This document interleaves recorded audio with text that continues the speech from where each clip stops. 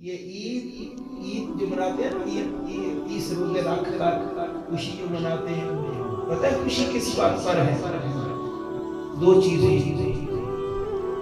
اور پہلی چیز افضل ہے اور دوسرا درجہ نیچے ہے۔ عاشقوں کو اگلے درجے سے غرض نہیں،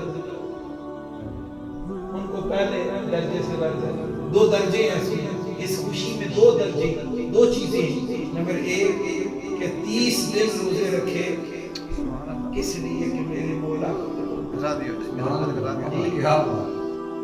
اس پر بندہ مومن خوش ہو جاتا ہے، اتنا خوش ہو جاتا ہے، اس کی خوشی بولتا ہے صرف اس بات پر کہ میرے رب کا حکم تھا، میں نے 30 روزے رکھے۔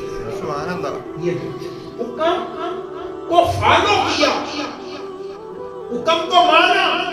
اللہ رب العزت کی مشیت اور رضا تھی، میں اس کی مشیت اور رضا پر پورا اتر گیا۔ مومن کے لیے سب سے بڑا اعزاز ہے، سب سے بڑا کرم یہ اگر وہ بندہ کو سمجھ آ جائے۔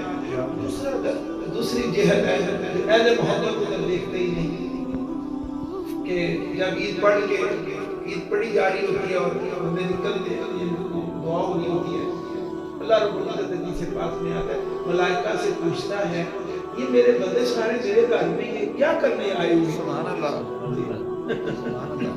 اللہ تعالیٰ اپنے ملائکہ سے پوچھتے ہیں یہ سارے صاف شاک بن کھان کر سارے جو خوشی میرے گھر میں میرے بارگاہ میں کیوں آئے ہوئے ہیں؟ تو ملائکہ عرض کرتے ہیں رب کریم انہوں نے 30 روزے رکھے ہیں تیرے حکم پر، ٹھیک ہے، اب تیری بارگاہ سے مزدوری دینی ہے، انعام دینا ہے۔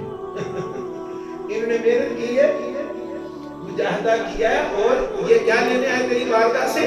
انعام لینا ہے، اس کا اجر لینا ہے، اجر لینا ہے۔ اللہ تعالیٰ فرماتا ہے کہ میرا ملائکہ گواہ ہو جو میں نے سب سے معاف کیا، سب معافی میں جنت ہے، معافی میں سب